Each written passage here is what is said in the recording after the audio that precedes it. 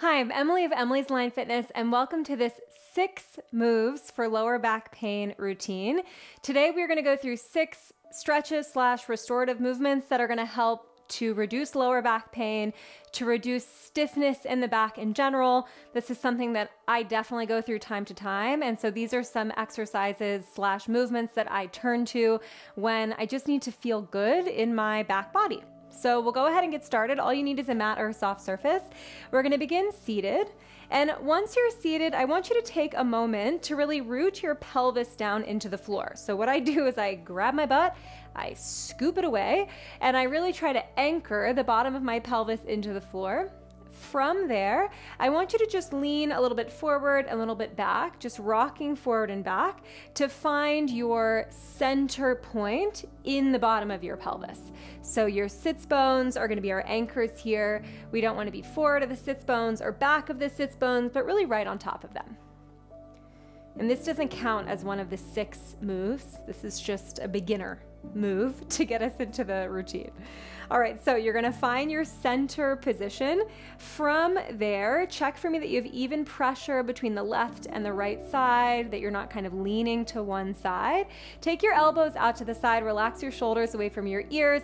Move number 1 is gonna be a seated cat-cow chest opener. So inhale, prepare, and on the exhale, I want you to round your upper back, curling your elbows in towards the center of your body, chin towards your chest. In this position, try to spread your shoulder blades away from one another. And then you're going to inhale, arch your back, reaching your sternum to the sky, pulling your elbows away from you. Just like that. Exhale, round, and inhale, arch. This is a really great movement to do if you carry a backpack, for example. I've been doing a lot of hiking lately, and essentially anytime we take a pause, I take off my backpack and I do some of these just to help open up my chest, open up the back of my body here, spreading the shoulder blades apart, just to help get rid of any upper back tightness. Oh, yeah, just be fluid with it, be loose with it, whatever feels good. Let's do one more. Inhale, arch, exhale, round, and then come back to center. From there, you can take your left arm down, and we're gonna go for a big side bend. Good, holding in the side bend, breathe into the right side of your rib cage. This is just preparing us for the second movement that we're gonna do. Coming up and over to the opposite side now. Breathing into the left side of your rib cage.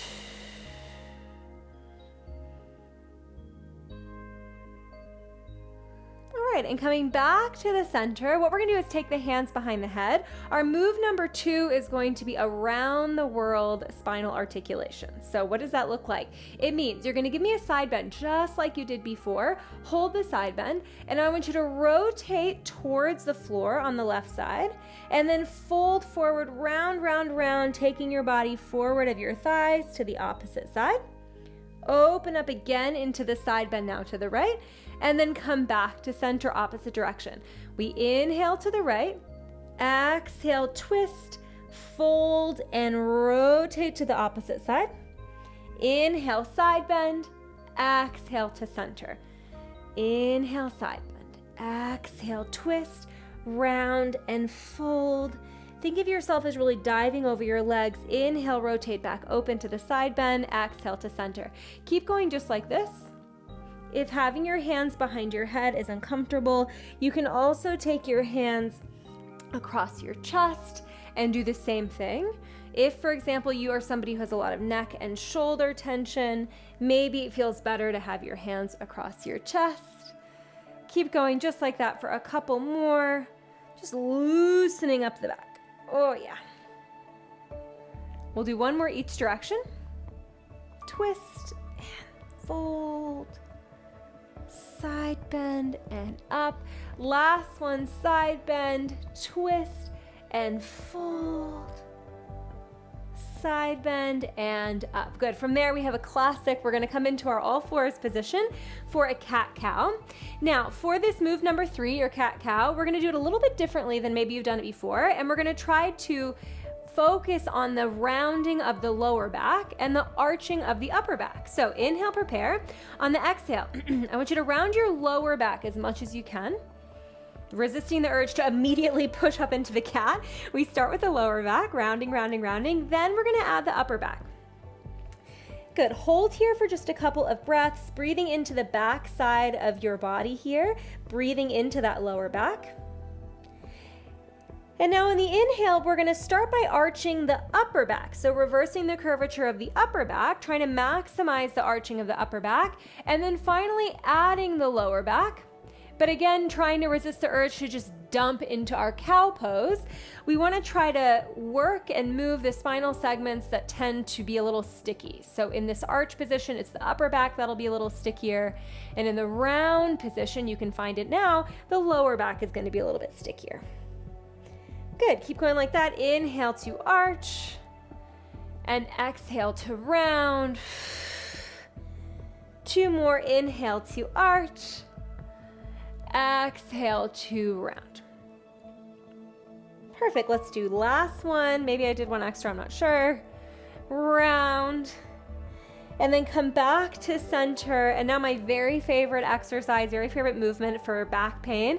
We're gonna go for an all fours rotation. So press your left hand into the ground. Take your right hand behind your head. You're gonna inhale, rotate the center of your rib cage towards your left arm, and then push through that left hand coming up.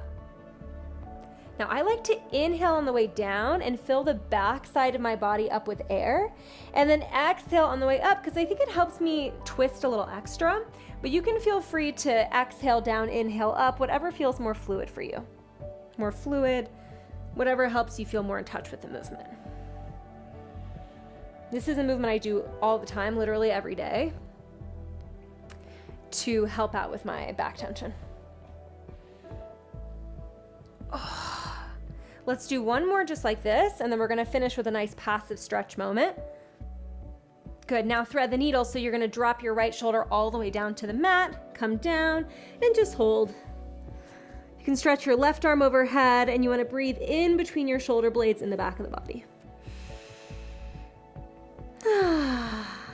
This is just bonus. Good, coming back to center. Find your all fours position. This time the left hand is gonna go behind the head. We inhale, rotate. Exhale back to center. Now notice if when you do this exercise, this movement, you tend to shift your hips forward and back. Can you keep your hips stacked on top of your knees throughout the range of motion? Oh, good. Nice. All right, so this is move 4 of 6. You've got 2 more.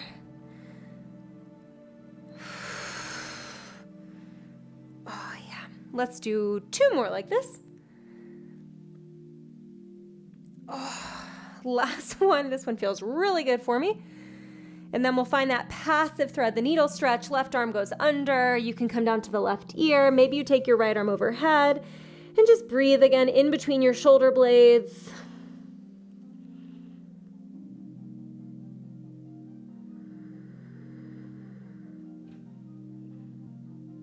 One more deep inhale here. From there, we're gonna come into our all fours position once again, and we're gonna take it up into a downward facing dog. Tucking your toes, press your feet back and down towards the mat, and we're gonna find that downward facing dog. In this downward facing dog, bend your knees as much as you need, and lengthen your sits bones, the bones at the bottom of the pelvis away from the backs of your thighs. Just holding here for a second here, inhale, and on the exhale, we take it to a pigeon pose, pardon. So you're gonna bring your left knee towards the left wrist, right leg goes back.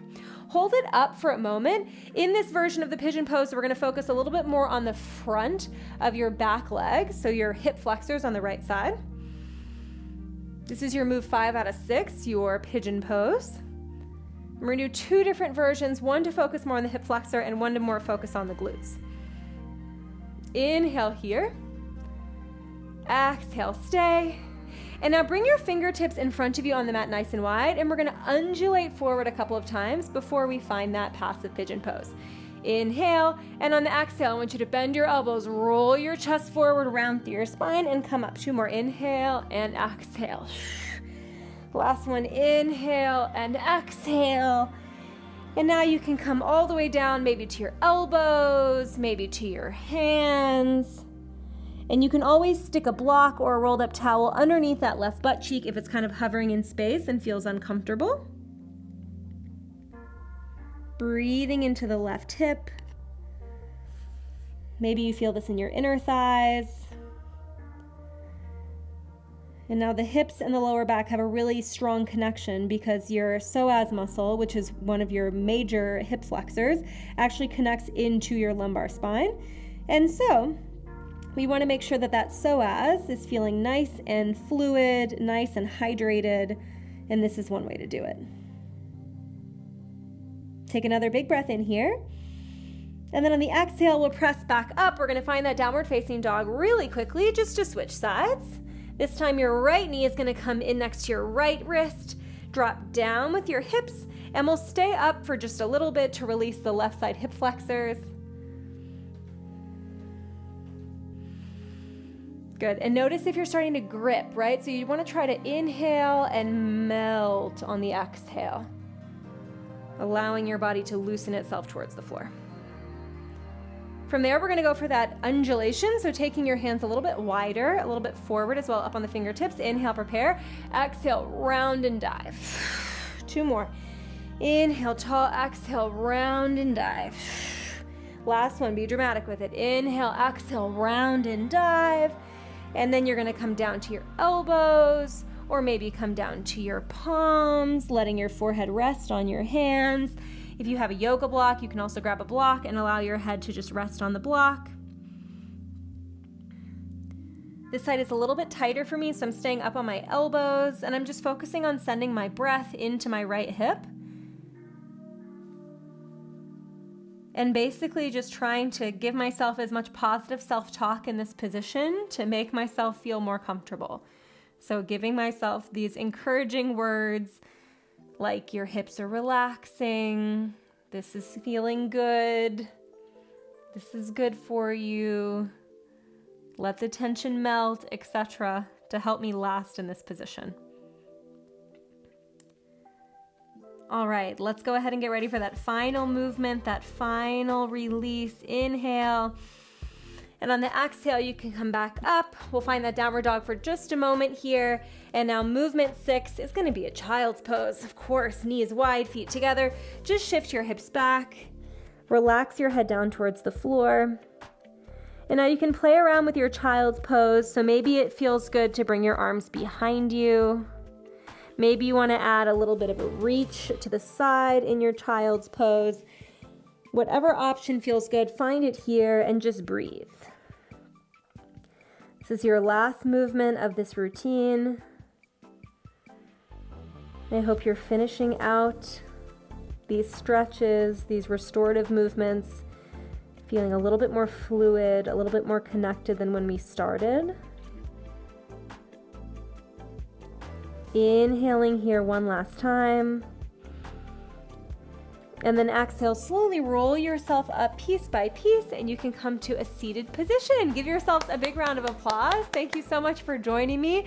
I hope that your lower back is feeling a little bit less tight, your upper back is feeling a little bit less tense. And if you like this routine and you're looking for more stretches, more restorative routines, then I'll go ahead and link you to my stretch playlist so you can check them out. I have ones for total body, more lower body, upper body, whatever you're looking for. And if you just want to join me on the mat again, I would love to have you. You can subscribe to my channel. It's Emily's Line Fitness, and I have new videos coming out every single week. Thank you so much, and I'll see you next time.